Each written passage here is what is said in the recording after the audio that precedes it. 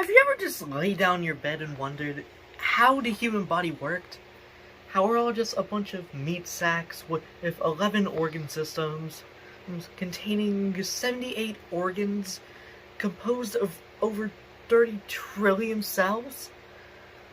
If you said yes to this, then you probably need to seek mental help.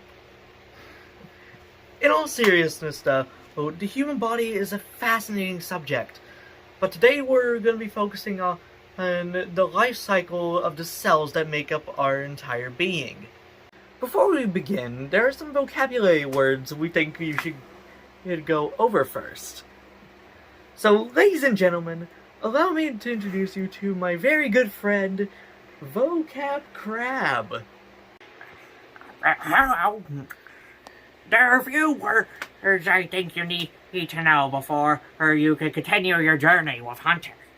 First, we have the word chromatin. A chromatin is a loose strand of DNA.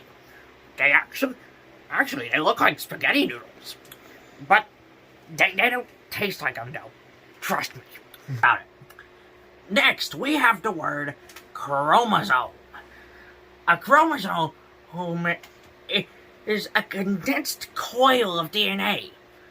Like if you took that spaghetti noodle from earlier and twirled it around on a fork. Again, don't eat it. It's not good. Now, our third word is sister chromatids. You see, sister chromatids are two halves of a chromosome. Next, we have duplicated chromosomes. You see, a duplicated chromosome is when you take two sister chromatids, put them together, and wrap them around with a centromere. Now, a centromere is kind of like a little belt that wraps around the two sister chromatids to make a duplicated chromosome. Final two vocabulary words are centrosome and spindle fibers. Now, a centrosome is an organelle that releases these spindle fibers. These spindle fibers, what they do is they wrap themselves around the sister chromatids and then they pull as hard as they can. Oh, so I gotta go. Oh, my wife's making spaghetti for dinner. Well, I have questions to ask later, but let's not worry about that right now. Now that you know these vocabulary words, you are now ready to learn about the cell cycle. But we'll get right to that after a word from our sponsor, Raid Shadow Legends. It's no secret that we're made out of trillions of cells. Some make up our skin, our blood, our organs, and so much more. But how do we get all these cells? Well, it's actually through the process of mitosis. Mitosis is a process near the end of the cell's life, where it divides to create two new daughter cells. Now, before we learn how cells divide, we need to learn why do cells divide. There's actually three reasons for this. The first reason is asexual reproduction. Now, this isn't done with humans, but this is something used by several different other organisms, including starfish. The second reason is growth, which is exactly how it sounds. The third reason is repair.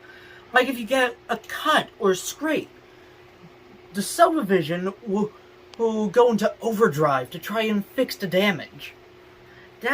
That leads to you getting things like scabs. Okay, so the cell cycle is a sequence of events that make sure that cells are ready to grow and divide. And because this is a sequence, I'm going to let my friend Sequence Sam take the wheel. The cell cycle is split between two different phases, each phase just as important as the last. First, we have interphase. This is where the cell would and 90% of its life.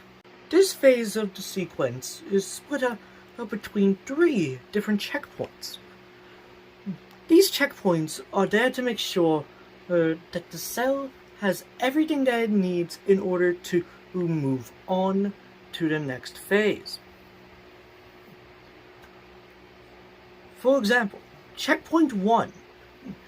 Just make sure that the cell can function correctly and allow it to grow and make proteins. Checkpoint 2 is used to make sure that the cell can make copies of DNA. And checkpoint 3 is there to make sure that the cell continues to grow and is ready for cell division. Now, that's it for phase 1. Phase 2 is where cell division takes place. I shall pass you back to Hunter. Thank you, Sequence Sam. Now, time for our second and final phase. This phase is called the mitotic phase, and it's also where the sequence of mitosis takes place. Mitosis is the process of cell division. Now, please give me some time to explain this to you. Okay, mitosis is broken down into 5 different parts. The first part of mitosis is prophase. This is where the chromatins coil up into the sister chromatids. Centrosomes also migrate to 2 different poles of the membrane. The second part is metaphase. Metaphase is where the sister chromatids all gather up in the middle. Then, the centrosomes release their spindle fibers to attach to the sister chromatids. This leads directly into anaphase, where the centrosomes pull on the spindle fibers, splitting the sister chromatids to 2 separate ends of the cell. For part 4, we have telophase. This is where the nuclear membrane forms around the 2 sets of chromosomes. Then finally we have cytokinesis. This is where the membrane pinches down to create 2 daughter cells.